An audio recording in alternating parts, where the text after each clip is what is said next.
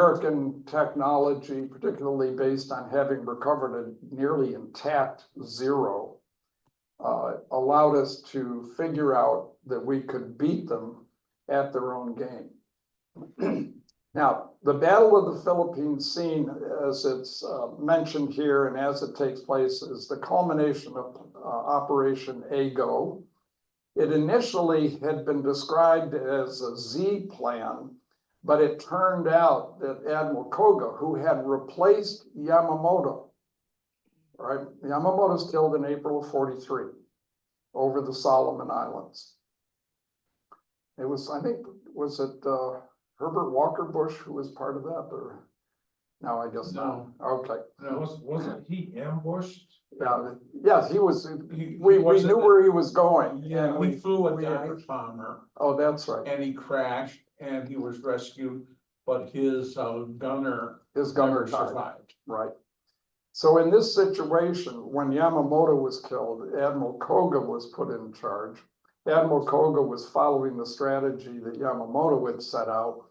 And with the issues they were dealing with in terms of the Philippines, he was coming to the Philippines in order to deliver plans to Yamashita and others who were going to be in charge of the ground forces there. Remember, you have to think well ahead if you're going to plan for these things. It's not something you do on the fly, or at least have trouble doing.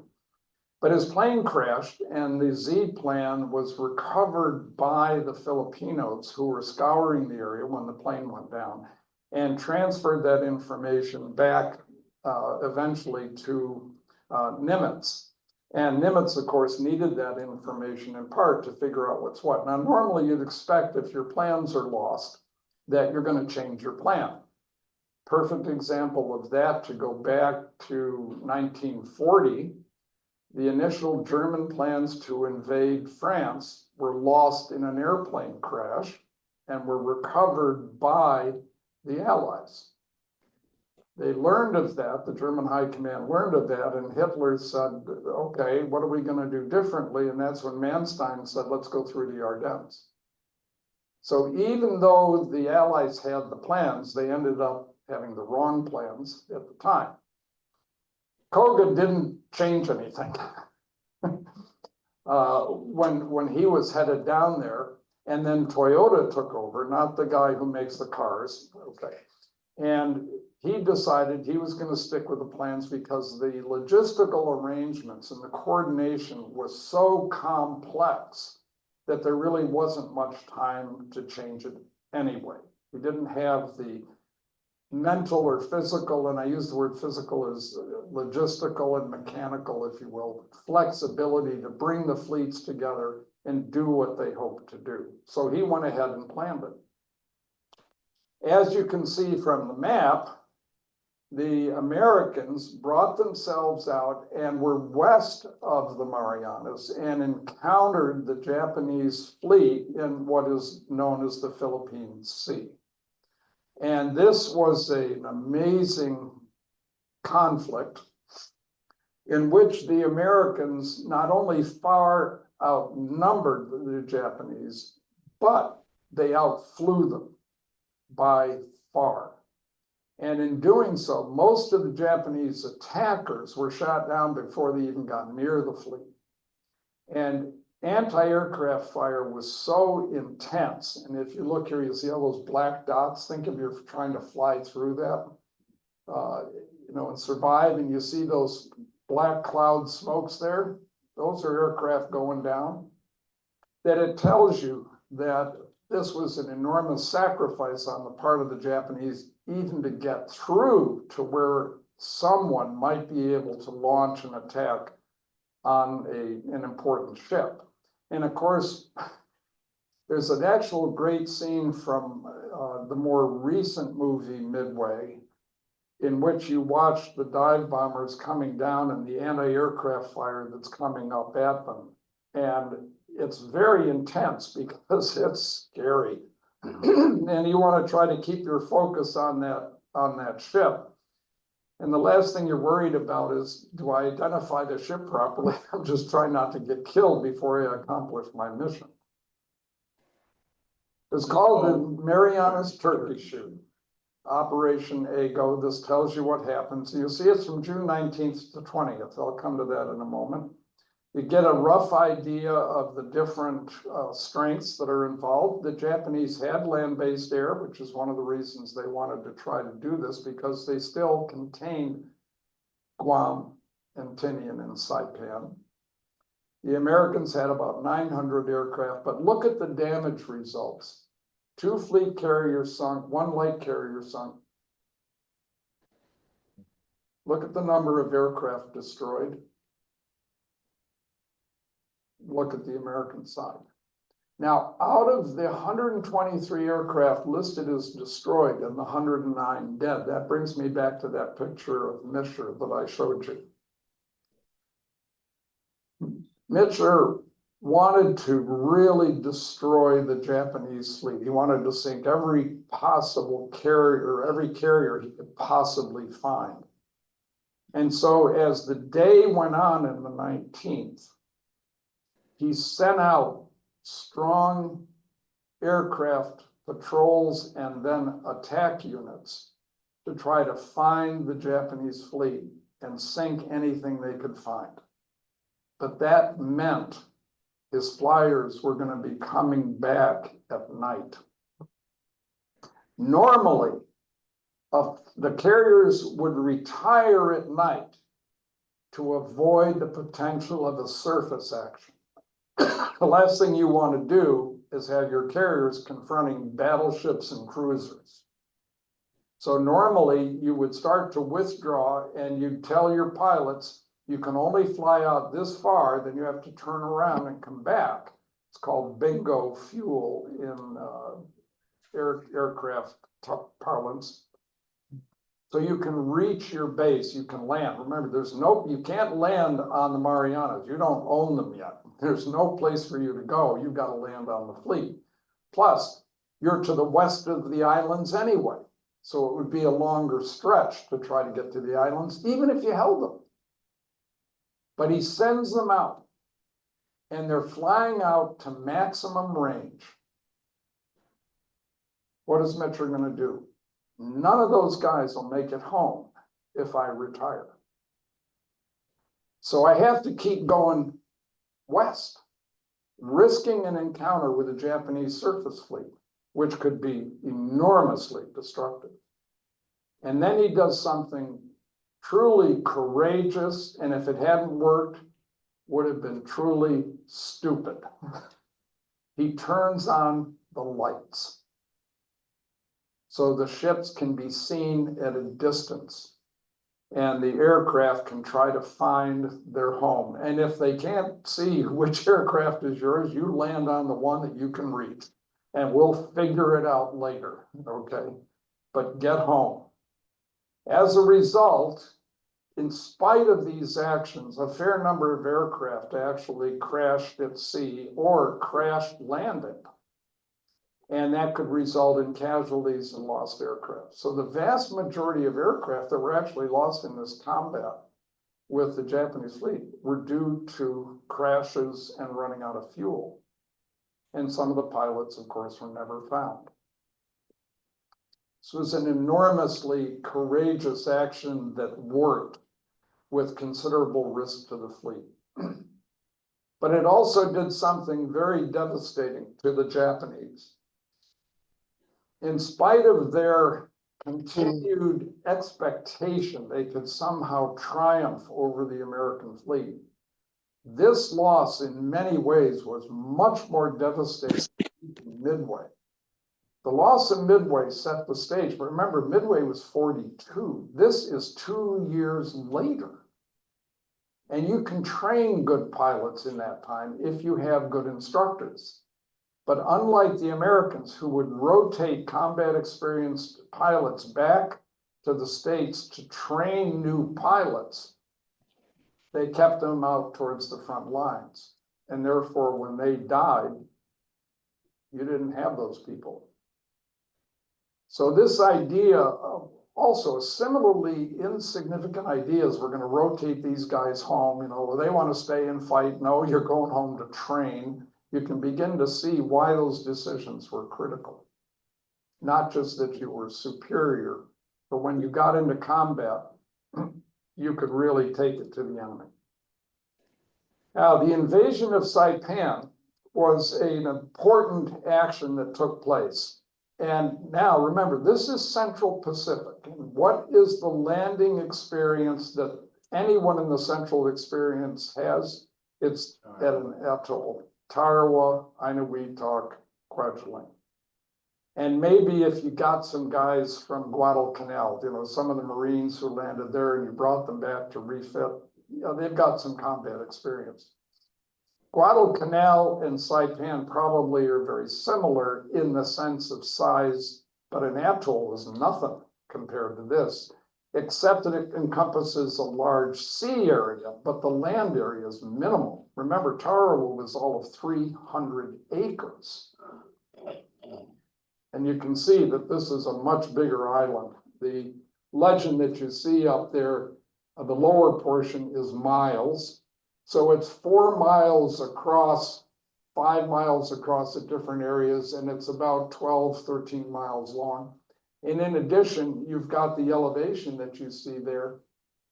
The darkest brown is over 900 feet, right? So the idea is that this is very steep sided. So if you hold high ground, you can really see everything around you. And we'll see that in a minute. It took a different mindset to attack an island like this, but the Americans are still learning and the Japanese are still learning. So in this particular situation, it was clear where if you were going to land on Saipan, you had to land down here because everywhere else around it was basically cliff-like. There were no real good landing beaches that you could take. And the major airfields that you want are in the south. And if you can take those and keep them from being under constant fire from the higher ground that you see in the center, then you can land airplanes there and you can use them to support your attacks as you gather up the island. The initial landings that you see here are from the Marines and from the Army. This is something that is an ongoing cooperation through the Central Pacific, different beach numbers, and within the first day, not readily apparent to you, is that the ground gained had been very slight, less than a mile penetration. So the Americans are still caught near the beaches, suffering from a lot of incoming fire. And it, as I wrote here, revisited the type of combat on Tarawa. Remember, the Japanese here, they know they're not going home. Okay. This was the fellow who was in charge. And I put this slide up because it emphasizes the psychology that is involved. Every single Japanese soldier there was imbued with this same spirit. But notice how he extends it in that second paragraph as well. Everybody is a combatant. This isn't just a matter of propaganda that the Americans are going to rape and pillage and torture and all the rest of this stuff. This is a matter of saying that as a civilian, you are as much now a combatant as my soldiers are. So your job is to help us fight and die as necessary. Do you want to say something? On Okinawa, that was almost part of the home islands. But this is a fair distance away. Right. Culturally, were the civilians as locked into the Japanese culture as you would find on Okinawa? Not at all. But the suicides were horrific. Yes, they still were. And that's because of the propaganda. If you're told, right, you may not like the guy who's in charge of you, but if he says, you think I'm bad, wait till those guys get here. You see your daughter or your wife over here? What do you want to happen to them? You might be better off just shooting them. Get it over with quickly and painlessly. You get shot in the head, you don't even know what happened. You're just dead, right? But if you're tortured, if you're forced to watch. So you mentioned the psychology. I'm interested in that, on the Japanese side.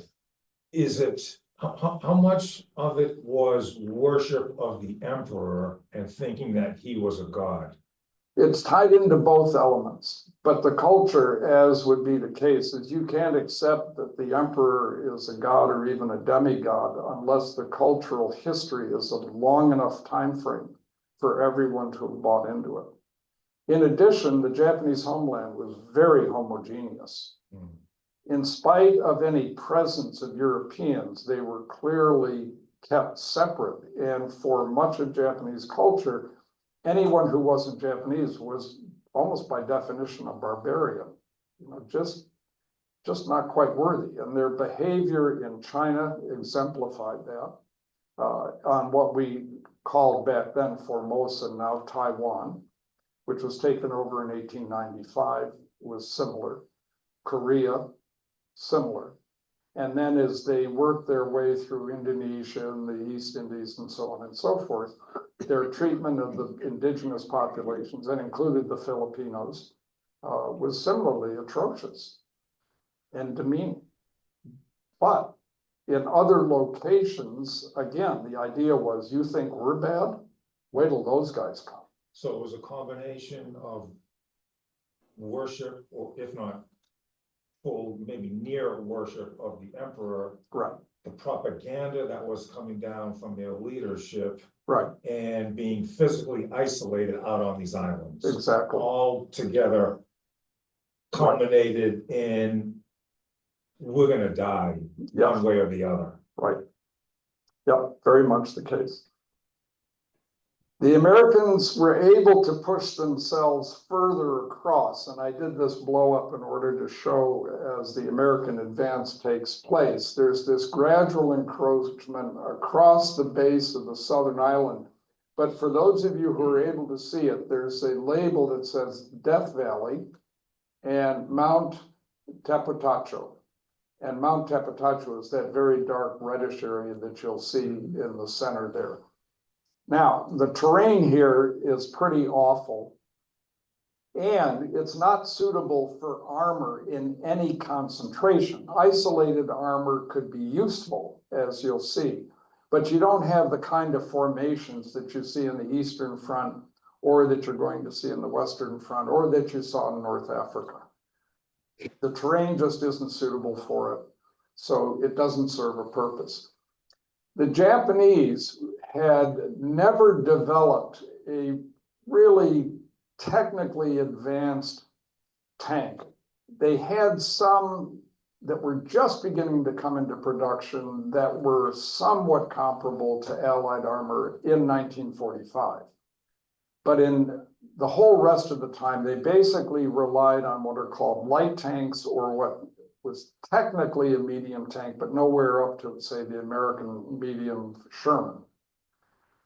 And they were used primarily against infantry or against relatively poorly fortified locations. And they worked very well against the Chinese. They worked very well against the British in Burma and those locations in isolation. But once they began to confront the more modern technology that the Americans were bringing to bear, there was no way a tank like this could stand up even against a Sherman. And the Sherman had its own defects, but the penetration capability of these guns was nowhere near what the penetration capability was for the American weapons, and particularly even the anti-tank weapons. So these things became real targets and were relatively ineffective unless you caught infantry out in the open without any support. This is a view from that high mountain that I showed you in the center. Now, the reason I show you is you're looking south and you can see the flatland in the far distance, and the beaches were on the right side where the Americans are coming across. Now, in terms of distance on the map that I had previously, this might be a distance of 4 to 5 miles. Heavy artillery can reach that far and be reasonably accurate. But the Japanese did not have a lot of heavy artillery. In fact, through the entire war, they really did not have anything comparable to the artillery systems, not just the weapons themselves, that the Americans had. But the point was, you could look down and see where the major concentrations were coming, and if your guns were further down, even though they're at a lower slope, you can see where there's a ridge line that's in the middle distance, and from there you might be able to launch some precise artillery strikes on the Americans as they're trying to cross that island. As the Americans advance, one of the interesting elements that comes into play here, the different, again, these are small points, but they are of critical importance to what happens in the war. The Marines and the Americans have very different doctrines about how they're going to confront their enemy, even though they're fighting together and fighting on the same terrain. And you'd think they would fight the same way. They actually don't. And this creates a whole host of issues that blow up the relationships between the Marines and the Americans. But basically, The Marines and the Americans? Or I mean, the Marines and the Army, right, thank you. And as they move forward, depending on the type of terrain you encounter and things of this sort, there begins to become a little disconnect in who's advancing, who's kind of holding ground, and waiting for more supplies to come up or more artillery to come up. And this creates a real tension in the senior leadership. But eventually, they're able to not only take the entire southern part of the island, but they're able to force their way up into the high ground and begin to drive the Japanese out. Now, what does it actually look like on the ground? Well, there's an example. You have these caves, and they're hidden around. You can't see them until you practically walk into it. And the Japanese are hiding down in there. So you think, okay, so what? They're hidden. Say, yeah, but if you go past them, they come out. And remember, they're willing to die. All right, this is not an issue where they expect to survive. So they'll come out and shoot you in the back, or they'll set up a machine gun and take out the rear troops that are moving up to bring you supplies and things of that sort. So you have to root them out. Well, how is that for an aircraft to hit? Oh, forget it. How about naval gunfire? No way, not gonna happen. How do you get it out? Flamethrower and grenade. Exactly. So again, as you confront, this is very different terrain than it is on Tara, which was flat and inundated with strong points. But the terrain is very different. You can't bring a tank up here and fire into that hole. All right. So you got to go at it with infantry. And that means whoever's in there, you might at times ask them to surrender, but it isn't going to happen. And if you leave them there, they're going to come out and try to kill you. Here's another sign of the terrain where you actually have a road that you can put a tank on. But look at the steepness to the left. Somebody sitting up in there, if he's in a hole, he might have a grenade he can throw down among these guys who are crouched behind the tank. The tank can't necessarily elevate its gun to get up there. And if there's no machine gun on this one, there's a hull machine gun, that'll never reach up there. So it's extraordinarily dangerous terrain. There's nothing blitzkrieg about these kinds of attacks. These are grinding inch by inch attacks. And if you think you can just walk down that road and not get killed, well, you'll find out quickly that isn't the case. Nonetheless, they're able to push through, and notice that it takes, this is 2 weeks. Notice the distance in miles, it's maybe 8 miles from the starting point to the end. 2 weeks, 14 days, 8 miles. It's less than a mile a day. And you're starting in the very early morning and you're going until evening time. And when the sun goes down, it is dark. Very, very dark. So it's no surprise that it happens. And eventually the Japanese are forced into that little bit of an enclave at the very north end. And what's the usual Japanese response when you're down to your last bit of food and your last bit of ammunition? Banzai. So again, there was an attack launched. And you see the Gyokusai attack on July 7. They actually penetrated part of the line, forcing some hand-to-hand combat, literal hand-to-hand combat. But nearly all the attackers are killed, and of those who aren't killed in retreat, most of them commit suicide. Banzai Cliff. And where civilians jumped off. And you can see why you couldn't land there, right? No way you're going to land there. Pointe du Hoc is fine on the northern coast of France with a huge navy, but not here. Sorry, folks, not going to work. And you already mentioned it, Steve, in terms of how do you root out these guys who will not surrender? You don't want to die. That's not our ethos. Our ethos is described by Patton. Let the other guy die for his country, okay? But we'd rather you got home. So anything you can think of that will get you supremacy on the battlefield, you are willing to use. And the flamethrowers were one of the key elements, because not only was it a matter of the fear most of us have of fire and being set alight, but even if it didn't strike you, it sucked up the oxygen. Was that based on napalm? Yes. Okay, so it's a gelatinous, Right. highly flammable. Yep. It was our interpretation of what was known in ancient times as Greek fire. Was that called napalm during WWII? It was, but I don't remember the chemical composition, how that changed over the next number of years. That was common during Vietnam. Oh, very, very, especially from aircraft. Yeah. So the Battle of Saipan. Now remember what I said in terms of the garrisons that you're writing off. These guys knew they weren't going home. 25,000 plus out of the army number that you see there, all right? So practically nobody. Of the prisoners, some, but a relatively small proportion. And as you see in the bottom part, 5,000 committed suicide. Okay. And civilian deaths. A very expensive campaign. Takes place over a relatively short period of time. Put this in context to what we see today and how we react to those today. Okay.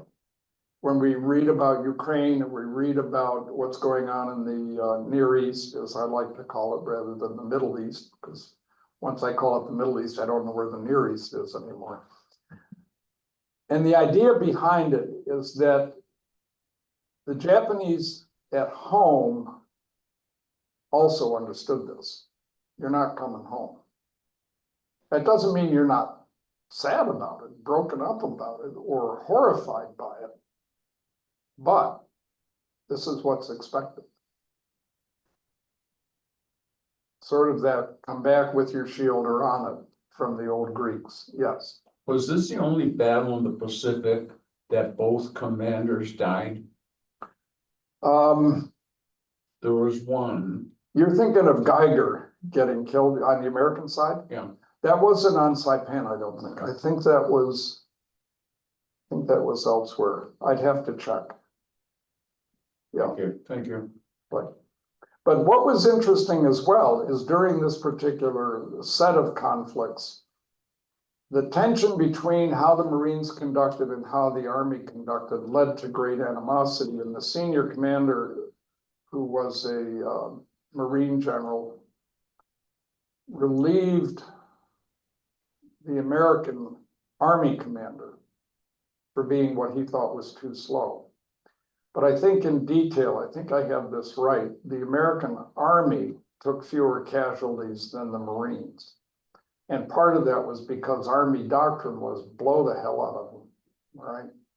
And we've got the firepower to do it, and ammunition is relatively inexpensive compared to a human life, so just pummel the area, beat the hell out of them, and save yourself. This gives you an idea of the importance of Saipan once it was developed in that southern section where the airfields could all be grossly expanded. And while it's somewhat difficult to see, on that airstrip, you see 3 columns of B-29s. And these were going to be used, some being transferred from China due to the success of the Japanese initiatives to drive back the American B-29s that were based in China and were rerouted to here. Huge number of aircraft, huge. And this shows why having Saipan mattered. Because if you look at the range that the B-29s could reach, as seen in that blue fan-like affair, they could reach much of the Japanese homeland. And this meant that you could take the fight directly to the Japanese homeland and really begin to show them that they were going to be in deep doo-doo with the Americans going ahead and winning. Now, I'm going to take a little bit more time to just finish this part, and then we'll take a break, let people stretch their legs out. This is still too far to get a full bomb load. So there still is a reason to move forward, and that blue arrow that you see points to the next target, Iwo Jima. Okay. There's no orange arrow. What the blue one? Orange arrow, Iwo Jima. At the bottom on the left. Oh, did that get removed? Oh, thank you. I'll have to put that back in there. Iwo Jima is where the blue one is. And Tom, can you show them where the Ryukus are? Go up to where it says B-29 combat radius. Oh. And then go, all right, come down a little further to the left. Go to, no. That's where Iwo Jima is. But go at 30 degrees to your left, up to that end of that red, that dotted line. Keep going, keep going, keep going, keep going. No, don't cheat, come down. Roughly in that area, it's actually just above where, near the, you see B-29 written. Just above that area is where Okinawa is. Where's Tinian? Oh. Tinian is way back next to that blue circle where you see Saipan, because Tinian, Saipan, Guam. Tinian made a difference in terms of bomb load. It did, because only one plane was carrying one load. And it could land closer. So by then you had Okinawa and you had Iwo Jima.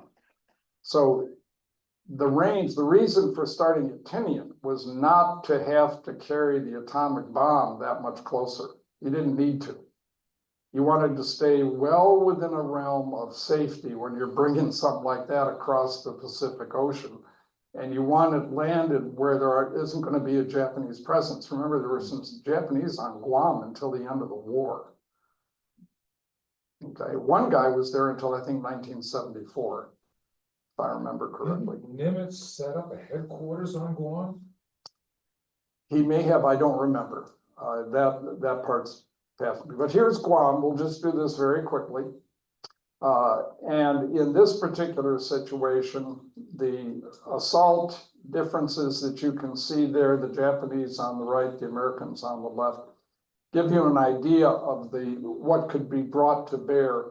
You'll see that the Japanese had 40 tanks. I didn't list how many the Americans had because it was much larger number, but remember, capability is what matters. A tank is a tank is a tank. No, they're all very different, have different capabilities. And the conquest of this went along, again, about 2-week time frame. was able to defeat the Japanese presence, as you can see from those numbers. And again, out of the number that were there, you have 86 POWs, 18,000 dead eventually, and so on, compared to American losses. But if you add up the wounded for the Americans, you see the differences begin to come down because our wounded we cared for, tried to protect. Tinian, much less well defended. Again, the strength composition you can see is much greater. The Americans at this point are really getting hold of how to conduct amphibious invasions with large numbers.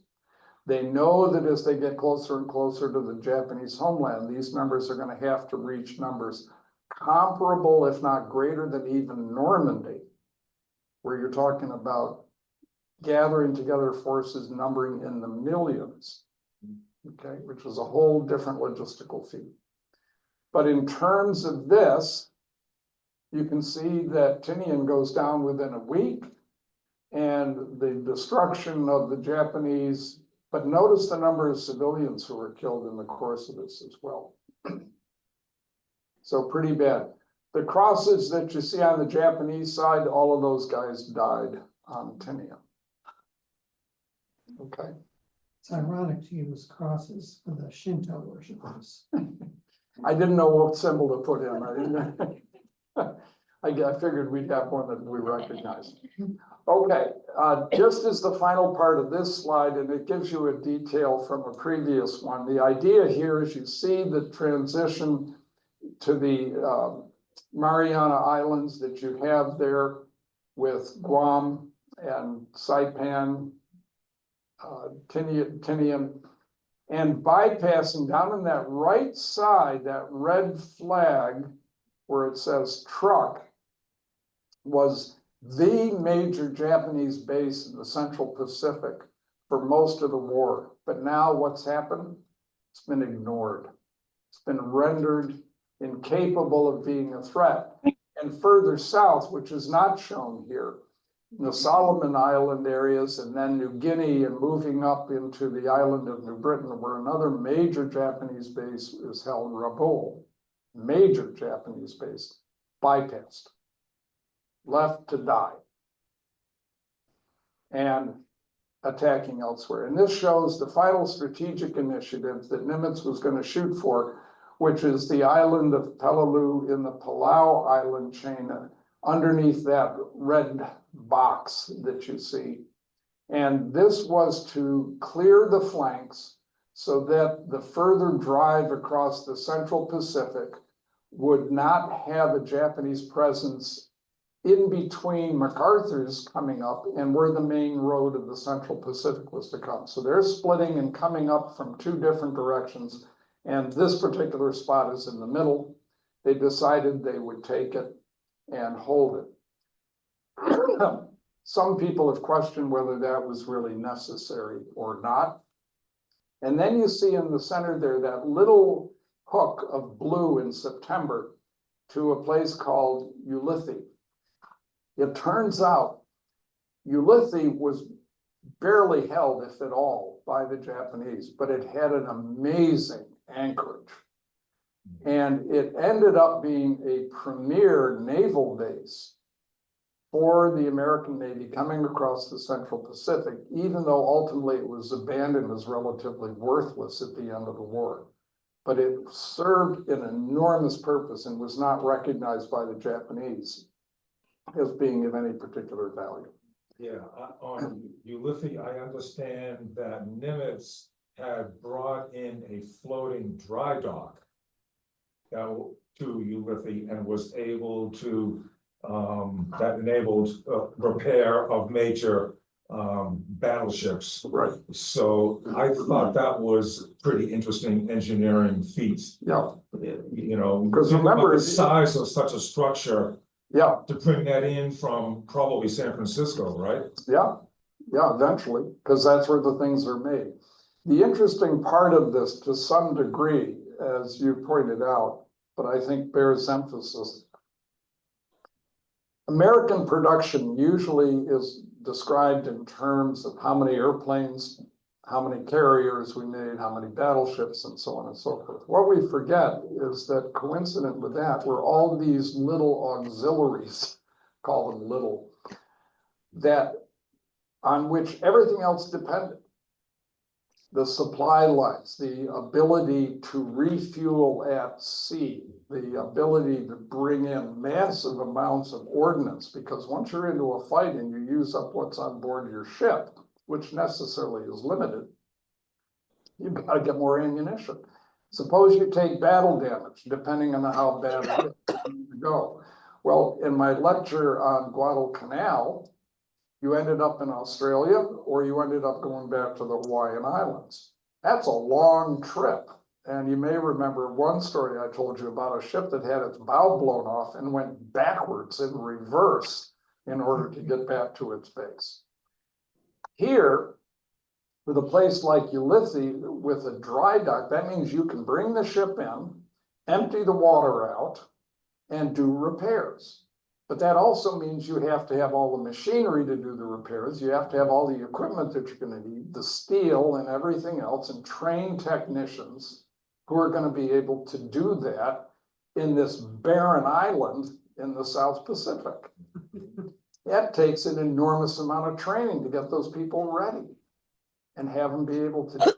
You begin to see the layers that are uncovered in the course of operations like this, layers that we tend to ignore. We focus on this terrain or that ship and forget. The loss of the Marianas really put the Japanese in a bind. Here you see the basic issues they had to deal with. Operation Kong, which I'll describe very briefly in the next segment, because MacArthur's segment we've already covered to a fair degree in the last set of lectures last time. What we see here is the Japanese saw the failure of Ago. The senior commanders know what this meant. This was very bad news for them, very bad. As bad certainly as Midway, if not somewhat worse, because Japanese production can't keep up. And when you suddenly confront 8 fleet carriers and a whole bunch of escorts, you're thinking, holy, this is bad. Okay. So now what do? Where are your primary defenses going to go? Remember, they will not quit. This is not a matter of them seeking a negotiated surrender by appealing to the United States. From their perspective, the only way we get a negotiated settlement is if we punish the Americans to the point that their morale collapses, because it is American morale which is the key strategic goal. We knew from the beginning that we didn't have the industrial power that the United States has. That was known by all the senior officers involved. There was no secret at all. The problem was that they thought American morale would collapse. We're afraid to take casualties. To use another phrase from another conflict, we're a nation of shopkeepers. Okay? We got no guts. We seek and have no glory. We like our creature comforts, and we won't give them up in order to muster what is necessary to take this fight to the finish.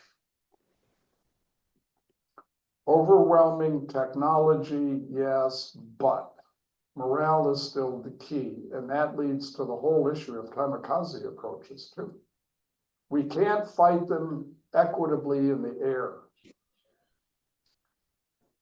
A carrier has up to 5,000 crewmen on board and 90 aircraft capability of handling.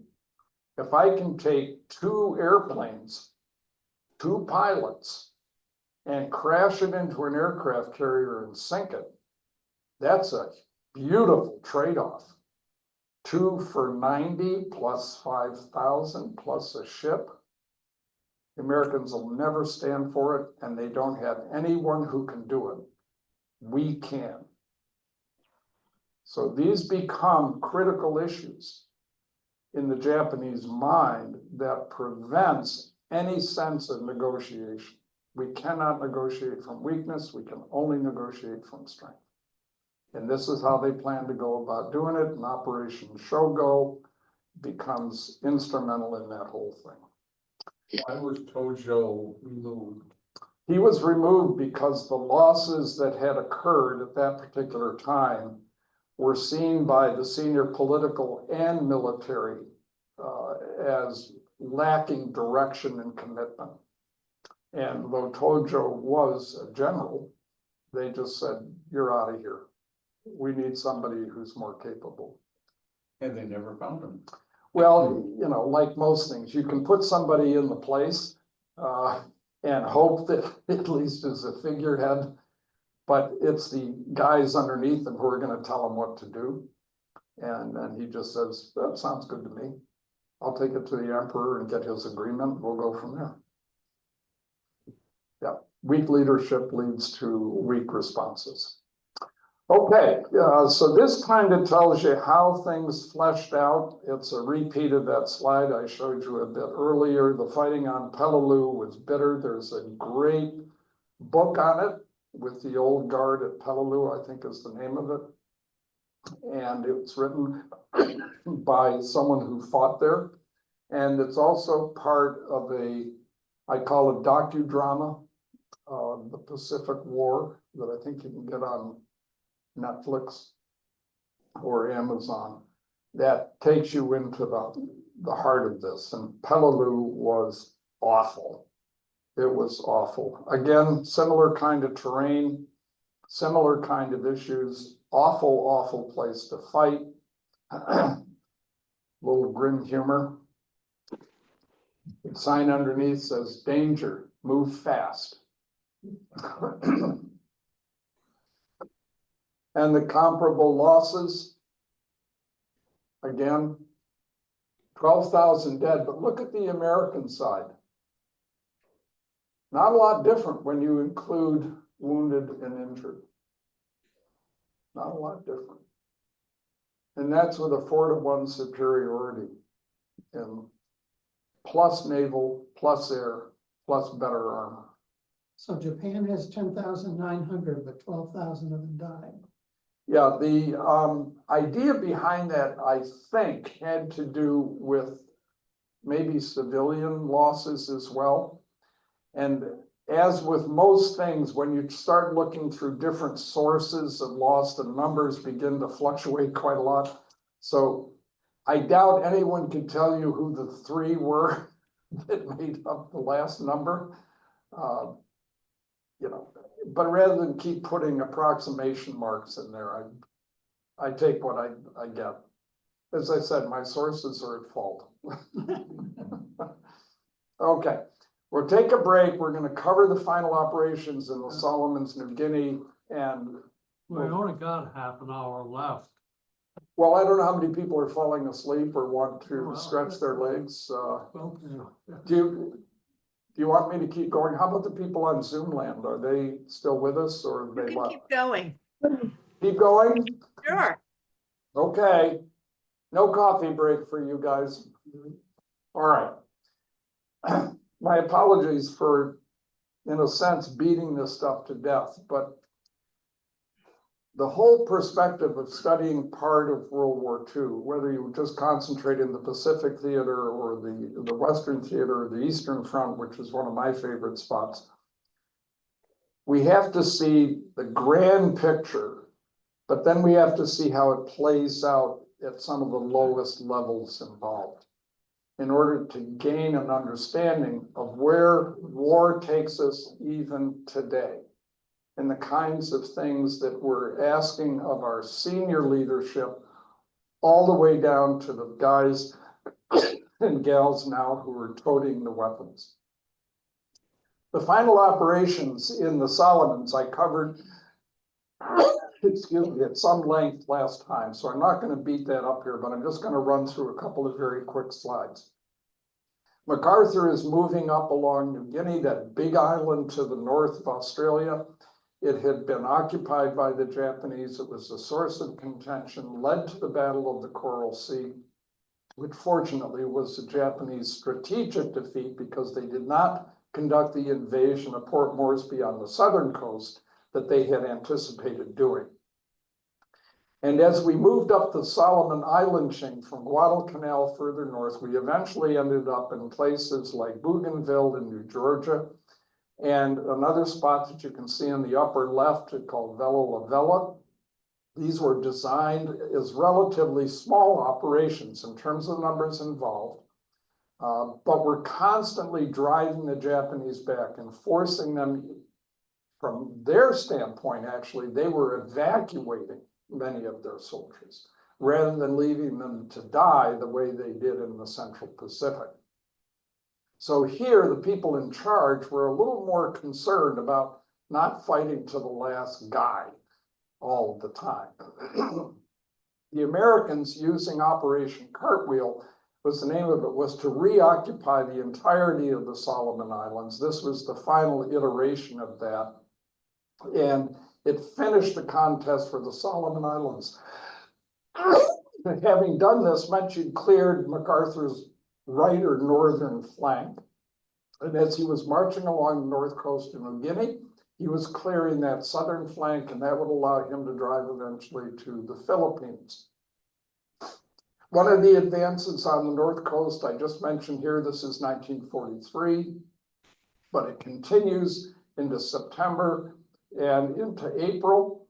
The island of New Britain is that white island to the right, and off the map on the right is where the main Japanese base of Rabaul is held, heavily defended by the Japanese, left to wither and die. And much of MacArthur's operations along the north coast of New Guinea were what we would call island hopping, because the areas in between were basically bereft of any kind of support. So if you jump past certain ports, if you want to call them that, they're really very, very minor. You could leave that garrison to die, because if they try to come overland to get you at the next place, by the time they reach you, they're utterly exhausted and out of supplies. And they have nowhere to go if they're beaten. So basically, a lot of those Japanese garrisons would either just retreat into the mountains thinking they're going to be the next target, or they'd hang on and just stay there until the end of the war. And this was one of MacArthur's great initiatives, because he really started this concept much earlier than it was practiced, but often applied to in the Central Pacific. One of the key elements I mentioned here is simply the following. Mitcher's naval group is that little white box to the left of the main structure you see, and Mitcher is from the Central Pacific, Nimitz Command. This is part of that sharing that Nimitz was able to arrange and support MacArthur, because at that time he hadn't quite made all of the arrangements to drive across the Central Pacific. So this is an example of it. Now, the other thing that's an interesting example, and the only reason other than what I wanted to show about Nimitz and MacArthur together, is that Hollandia was a major Japanese base. But the interesting part was that the Japanese thought that MacArthur would only attack if he had sufficient air power from an earlier base further back down the coast. And instead, again, it shows this level of brilliance that when it works is brilliant. If it doesn't work, is a tragedy. Is that he decided to attack Hollandia from two directions, which the Japanese did not expect, and therefore were unprepared to contest him with the kind of vigor that they would have anticipated necessary as he marches up the coast. He leapt over places that they said, oh, he's got to have that for land-based air power. And he says, I've got Mitcher. I don't need that land-based air power. Because once I'm able, even though Mitcher can only stay for a few days, that's enough time for me to take Hollandia. So the Japanese had moved their garrison troops further down the coast to interfere with what they thought would be this progressive march, and instead he just goes around them. Again, really brilliant. As you get into the middle of 44 and you're moving up from New Guinea, which is down in that lower right, you begin to see the emphasis that is established in how the Japanese are going to react. That thing you see up in the center with an airplane and the red and the blue airplanes coming together is the Operation Ago in the Marianas. And further down, you can see the proximity of the tail end of New Guinea to the Philippines. And what is going to happen here? With the carrier raids that were carried out, Halsey replaces Mitchell, he's taking in the new carrier Air Force up through there, is that he says, you know something? The resistance here is relatively weak. I'm not seeing the Japanese air power come at me with much vigor, and what does come, I can handle pretty easily. And we can send some of our surface fleets along and bombard some of the small ports, and we don't see much in the way of Japanese shipping. Well, that's interesting, because when that message gets sent back, the proposal is made on Halsey's recommendation to move up the invasion of the Philippines from December to October. And MacArthur, in looking at this information, is asked by the Joint Chiefs, can you do that? Now, MacArthur's got to think, I'm bringing 100,000 plus troops and all of the logistics that are required to take care of those guys. My initial plan was to land at Mindoro and establish a strong place there where I could base land power to move up the Philippine chain, not have to fight for every island as it goes. And I've got my intelligence services all laying out what it takes to attack Mindoro. The beaches, the terrain, what kind of defenses, this and that and the other. MacArthur ponders this situation. And he says, I can do it. And instead of attacking at Mindoro, I'm going to attack Leyte, which is much more in the central Philippines. And I don't have to struggle up the island chain. This maneuver reminds me of MacArthur at Incheon in the Korean War. This flexibility and adaptability and the ability of his staff to make all of these new logistical arrangements is extraordinary and was not matched on the other side, except in 1941 when the Japanese start conquering places all over Southeast Asia. So this kind of adaptability to me is just extraordinary. And as a result, he completely changes how everything is going to interact. He's got to work out what naval support he's going to have. He has to coordinate with Nimitz if he can borrow another carrier task force to come down and help him out and secure the beaches. And we'll see implications of that in just a few minutes. And they use the carrier groups, again, still largely borrowed from Nimitz, to help defeat the Japanese land-based air. So that gives them air supremacy, not just superiority, but basically they can fly where they want, not have to worry about interference from the Japanese. And he does this until the carriers have to be returned back to Nimitz. He lands at Leyte, and the Japanese have looked at this. They knew it was coming. They didn't know quite where. But once they became aware of what was going on, their reaction was, we've got to stop them. Because if the Americans completely conquer the Philippines, that whole supply route coming up from the south is now interrupted. And we're done at that point. So what does he do? They put together this particular plan that I alluded to earlier. It's a complicated plan. Partly complicated for the following reasons. The Japanese fleet is now beginning to suffer the loss of fuel. It's not easy to get the fuel from Japan, so you can't concentrate there. Much of the Japanese fleet is concentrated in Singapore, which is much closer to the sources of fuel.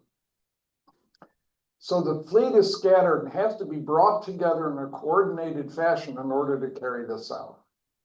What is the American weak point in terms of the American fighting ability and what the Americans fear the most from the Japanese, putting morale aside, and that is Japanese carriers. So the Japanese know their carriers are weak. And even though the numbers might look okay, and they brought out Shinano and Taiho, who are both big carriers compared to what they've made before, we're going to use them as a decoy. We're going to put them out and have them get discovered accidentally by the Americans, and that'll draw the American carriers north to engage them because they fear our carriers. That's what they want to kill. And in the meantime, we're going to take our surface fleets and we're going to bring them through this complex Philippine island chain, two particular areas, San Bernardino Straits and the Surigao Straits. And we're going to converge on those Americans because they're landing at Leyte. Right? The landings are taking place. We know where they are. We know where their transports are. And as we come around from San Bernardino and we come up from the Surigao Straits, then we can crush those transports. This is not just a fox in the chicken house. This is foxes in the chicken house. And we can wreck them. And it'll be too late for the carriers to intervene. Fine and dandy. On the surface, it's a great plan. It's also going to be what is really a last-ditch effort. But the Americans are alerted. Submarine patrols track them. They actually sink one carrier. And the carriers at this time, by the way, almost have no aircraft on them. Literally. The Japanese know that their carriers are so most of the aircraft, they want them on land because there's just not enough aircraft on the carriers even to protect them very much. So they're getting a forlorn hope. Their job is to get detected. Maybe they can escape, but the only way you escape is if you're attacked first, because you got to have the Americans keep chasing you. Ozawa's in charge. The Central Force under Kurita is very powerful and has main battleships, Yamato and Musashi. These are the biggest battleships in the world by far. Okay, they're bigger than anything anybody built in World War II. So he's got those plus a bunch of cruisers and destroyers, and the Southern Force under Nishimura and then Shima are to come up and join together, and they're to come up the Surigao Straits. The Americans have taken some precautions to try to inhibit these places with air patrols and then strikes of one sort or another. And as the operation unfolds through the San Bernardino, the northern attack, Kurita's force is actually struck and damaged badly enough, and I think Musashi goes down at that point, is actually sunk, begins to withdraw back to the west. So I can't get through here. This is a hornet's nest. They're wrecking us. As he withdraws, Ozawa's discovered to the north. Halsey, learning that their carrier's up there, says, let's go get him. Kurita's withdrawing. That takes care of one arm of this attack. And I can go up and get those carriers before they can come down and launch aircraft and attack the landing beaches and the transports and so on. And further to the south, they know that Nishimura and Shima are down there coming up. But he's got Oldendorf there with a whole bunch of battleships and cruisers and destroyers and PT boats waiting for them there. What he didn't know, what Halsey didn't know, is that Kurita withdraws to the west, to get out of harm's way, and then he says, oh, the hell with that. He turns around and he starts coming east again. So now he's gonna come through the San Bernardino Straits, and there's nobody there to stop him. Unknown. Nishimer and Shima come up from the south, and this is a classic feat from the days of sailing ships. This is called crossing the T. Nishimer and Shima, as you can see, are the stem. Oldendorf with his battle line is the top of the T. The flanks are attacked. The battleships pummel the oncoming ships. And even when they try to retreat, they get attacked even by PT boats. These little mosquitoes that get out there and cause havoc and disruption. And basically loses almost every ship that he has in the course of this one battle.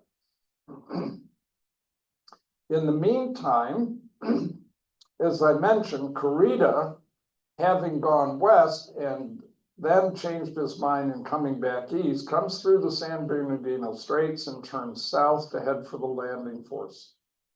And as he comes down, he encounters this little group of what are called escort carriers. They might carry 30 to 40 aircraft on them, used primarily for ground support, so they're not intended to strike ships. And that means the ordnance that you put on the aircraft are very different. They're not armor penetrating, right? So they tend to bounce when they hit armor. They don't tend to penetrate. And because they're small, they have small escorts with them, a few destroyers. They're not intended to confront anything very big. They're supposed to be in a secure spot. But as Kurita comes down south, he's got Yamato with him. As I said, the biggest battleship in the world. And he's got a bunch of other auxiliary ships with him. There's no way the Americans are going to survive this. He can brush the task force aside and get in among the transports and wreck them. What stopped him? The courage and determination of a very few people, particularly among the aircraft. Remember, they're not armed to attack ships. They would literally pretend that they were going to bring torpedoes down, and they'd force the ships to maneuver because they didn't know that there weren't torpedoes coming at them, or they'd dive down on them from an elevation to make them think they're a dive bomber, and they'd have to navigate to get out from under the dive bombers, or they'd even drop their ground-based ordnance, you know, a 250-pound bomb, and try to scare them that way. Or they'd literally fire their machine guns at them. Now remember, these ships are heavily armed with anti-aircraft weapons. So think about what you're doing. What you're doing is you're trying to distract these ships from getting in past this little battle group of escort carriers who are basically defenseless. A destroyer can take them down. And you're willing to get into this mix with the expectation that that's the best you can do, and hopefully you'll even survive. Similarly, the destroyers, instead of just laying down smoke screens, which they do, they actually turn and attack the Japanese. A destroyer against a battleship or a cruiser, that's a joke. But they're weaving and bopping and moving and shooting and just doing everything they can. And with the aircraft that are coming after them, Kurita figures out, gee, maybe those American carriers aren't so far away after all. Maybe they are nearby and they're going to sink everything I have left. So even though he damages the American group that he gets in amongst, and he sinks, I think, 2 escort carriers as well as a couple destroyers, he turns away. Now, in the meantime, Kincaid, who's in charge of this area of operation, is, hey, where the hell is Halsey? Jesus, we're in trouble. Send us help. Find him. He sends that message in the clear back to Hawaii because that's where the communication link has to occur for some reason. And Nimitz's headquarters sends out a message to Halsey, kind of saying, where are you? Okay, where are you? And the last three words were meant as padding. They weren't supposed to be translated. So it's the world wonders. Well, Halsey gets that, and the padding is there. And he thinks, what the is going on? What do you mean he needs help? And so he turns his battleships and his carriers south to try to catch Kurita. Meanwhile, Ozawa, he's trying to pummel, has turned away to try to draw the Americans further. Now he has to abandon going after the carriers. You know, you can just see him pondering, do I really have to leave? I've got these carriers right in my grasp. I can wreck them all and be done with the Japanese carriers, but the world wonders? Uh-oh, I'm in trouble with my high command. I better get my ass back down south. So he does. He gets there too late to do anything. This gives you an idea, excuse me, of what was accomplished and how destructive to the Japanese Navy this particular fight was. This is really the death knell of the Japanese Navy. From this point on, they are really worthless. They can do nothing of any consequence at all. So you'll see that among the things that are lost, we lose a light carrier, might carry 60 aircraft, escort carriers 30 to 40. The Japanese lose a fleet carrier, but again, they don't have very many aircraft. 3 light carriers, but notice 3 battleships, 6 heavy cruisers, 9 destroyers sunk. We lost a PT boat. I don't mean to trivialize. So this is just the foundation, the final part of the Philippines before we get into 1945. And in this situation, these maps that I'm going to show you are just an example of the complexity of affairs that take place. So all of the various operations that you see related to Leyte, which is where all those blue boxes and lines are.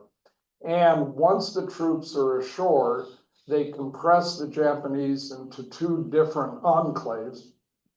This one more to the north, where they're eventually crushed. But we have the ability to use sea power and the ability to use air power to help crush them. And we can save our own lives by bringing to bear this kind of weaponry. The old idea of, if a guy, you know, don't bring a knife to a gunfight, well, we bring a bazooka, okay? And that's just gonna be what it's gonna take from now on. This is on the western end of the island, the final drive. The defenders are forced back. They have no way out of here, no escape, and they're gonna die in place. So this just takes us through a general concept of the operations that conclude. Now, Leyte is in the right-hand side. If you see that big red box and just go up towards, say, 130, you'll see that's where Leyte Gulf is. But Mindoro and another island that's up there, Marinduque, are taken without a great deal of resistance because it brings your air power even closer to your final objective, which is the island of Luzon and the major city of Manila. So that is going to be what takes us into 45. The Japanese know this is coming. Yamashita, who was the general who conquered the Malayan Peninsula within a short period of time against a superior number of British and Indian and Australian troops and took Singapore, is put in charge of this. He plans to defend the northern part of the island primarily. He doesn't see a lot of purpose in staying further south. But one of the naval group commanders says, I'm not leaving Manila, and we're gonna fight for Manila. So that becomes a tooth and nail battle in 45. Any questions that any of you have at this point related to this part of the campaign? Let me just point to the following element. What's happening in Italy and other places I talked about earlier in the first lecture. The Eastern Front we haven't come to, but that's a major site of where the Russians, the Soviets, and the Germans are committed. But now we've got the Normandy invasion.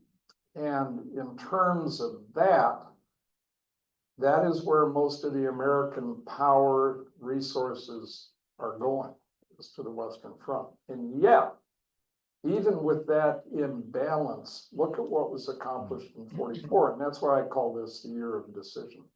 At this point, it is no contest who's going to win.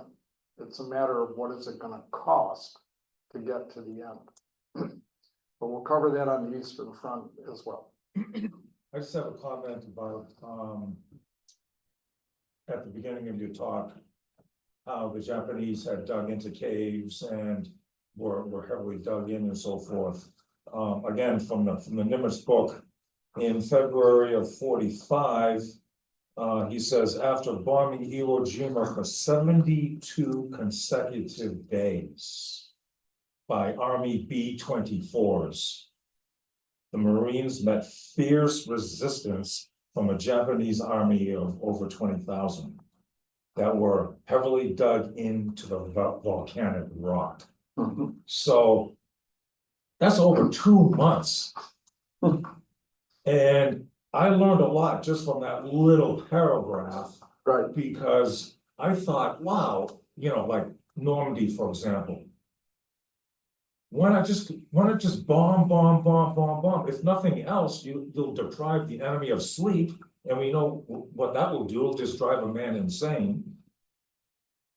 But apparently not. Apparently you can sleep through 72 days of continuous bombing. That's just amazing to me. Well, to be fair, it wasn't continuous in the sense that every day of every hour, this is happening. It was episodic, but over that period of time. But go back to World War I, where bombardments took place over many days before an offensive was launched in a much smaller, relatively speaking, area that you're trying to cover as opposed to the whole island, and with terrain that is much less difficult than the terrain that's involved on Iwo Jima and Surabaya, where you can dig into the mountain and have tunnels and things of that sort. You're sitting in there, it's like a bad thunderstorm. And yeah, you can sleep through that. Yeah.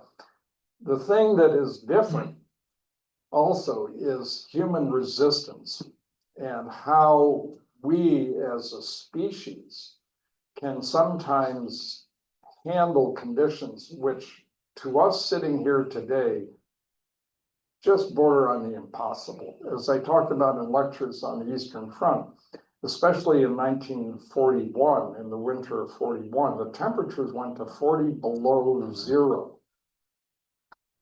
And people fought under those conditions.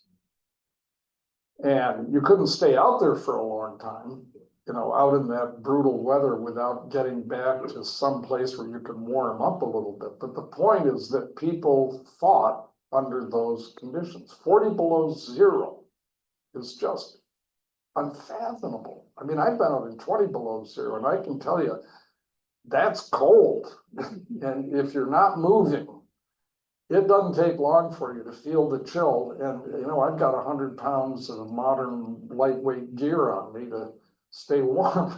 The human capacity is extraordinary. Especially when you have no other choice. Especially. If you're out there on the battlefield, right. What are you gonna do? If you decide to leave, you'll be shot for desertion. Yeah. Anything else? Any other questions, observations, comments? Yes, Just going back possibly to the beginning of everything. Was the emperor and the people around him, did he have any kind of idea of what was going on? And was he involved in any way? the answer is yes, but to a limited degree. Most of the decisions that were beginning to be made, which subverted the emperor's power, actually began in the 20s. When conflicts were beginning to arise, not only within Japan itself over who was going to govern and who had authority, but as the Japanese military began to gain ascendancy and begin to say, we're going to become the premier military power in the Far East. And then when you get into the 30s and they take Manchuria and they begin to get involved in China itself, the emperor is not shunted aside. They still have to get his approval. But at the same time, his ability to force a decision becomes much more circumspect. And it's a little bit like in for a penny, in for a pound, to use that old British phrase. The idea being that, no, we'll just start here and then incrementally we're gonna press forward. It was one of the reasons that FDR misunderstood something just prior to Pearl Harbor. FDR wanted to have basically a one-on-one conversation with the emperor to see if they could come to an agreement. But FDR enjoyed much more authority than the emperor did at that time. And there was no way the Japanese government, short of the emperor, was going to allow that to happen. I mean, there are two issues involved. One is the reverence for the emperor. You can't take some barbarian, even though he's president of the United States, and let him negotiate with the emperor. You got to be out of your freaking mind. So that's not going to happen. At different times, information was withheld for a time, like after Midway. There was a real shutdown on what had actually happened. And even the people, the ships that returned from Midway were sequestered, and the sailors were sequestered and told they weren't to talk about it on pain of imprisonment or death. And it was even withheld from the army for a period of time as to how catastrophic it had been for them at that time. But eventually they had to confront the realities of it, just as eventually the emperor had to confront it in 45. But even at the last moment, and we'll touch on this when we get to 1945, even then, there was real push to prevent the emperor from going and speaking to the public. You just don't do that. And so it's an example of the differences in structure and philosophy and psychology and dynamics. Yes. Wasn't there some real reverence among the Japanese population after the 2 atomic bomb droppings when the emperor came on the radio? And these people had never heard his voice before, and again comes back to this demigod status that the man had. Yeah, and we'll cover that more in 45. I just want to see how much I can drag this out for you guys, so you keep asking me back. Well, the US were mainly involved in the sea battles. Without, and who was driving them? Was it Roosevelt, or was it their commanders, or they got such loyalty that they were ready to sacrifice so much? Now, they never gave up. Let me make sure I understand, Karen. Which side are you referencing in terms of this? Are you talking about how the Americans fought or how the Japanese fought? Now, how the Americans fought. The Americans What fought, was, the Japanese had the emperor. right. Who did the Americans have? Who were the? Chain of command. Yeah, they had, I mean, it wasn't a reverence for FDR because Americans don't tend in that direction, even though he was going in 1944, he was going to be elected to his 4th term. It was more a sense at one level of retribution for Pearl Harbor. And for the unwillingness of the Japanese to surrender when the end was there. In other words, by fighting to the end, that meant you're costing American lives. If you surrender, we'll take care of you as a prisoner of war, but now nobody has to die. But if we have to kill all of you, that simply means that some of our boys are gonna die. King, who was the chief naval operations representing, you'll call it the Navy overall, was fierce against the Japanese, less so against the Americans. It was, I mean, against the Germans, and it was one of the sources of contention that occurred within the American high command that was an issue. But through King, as he worked, Nimitz was given the charge. He had less control over MacArthur, because MacArthur was an army general, to say, go beat those SOBs. And I don't care what you do to them. Kill them all if necessary. So the Americans were trained according to certain principles of war and adherence to the Geneva Conventions. But when they started fighting the Japanese, and the Japanese would not surrender, and even if we're wounded, would rise up and kill Americans who were even trying to help them, they said, we're not going to do that. Screw it, kill them all. That was different from what happened in our fighting against Germany and the Italians, because they would surrender. And although atrocities occurred, they were much more limited in scope than they were with the Japanese. Body mutilation and things of this sort that went on. And it was very different from what happened on the Eastern Front, where the atrocities were commonplace. And it just changed the whole nature of how you were going to fight and what you were going to fight for. Because your ultimate goal as an American is, I want to go home. I don't want to be here. Screw this. This is no fun. So if I have to kill a bunch of people, I don't care how it happens, as long as I get to go home. That's what matters. Okay. Yeah. Any questions Yeah, from there? you had the quote before where the commander on what was it, Saipan, said, "You're all combatants now." Right.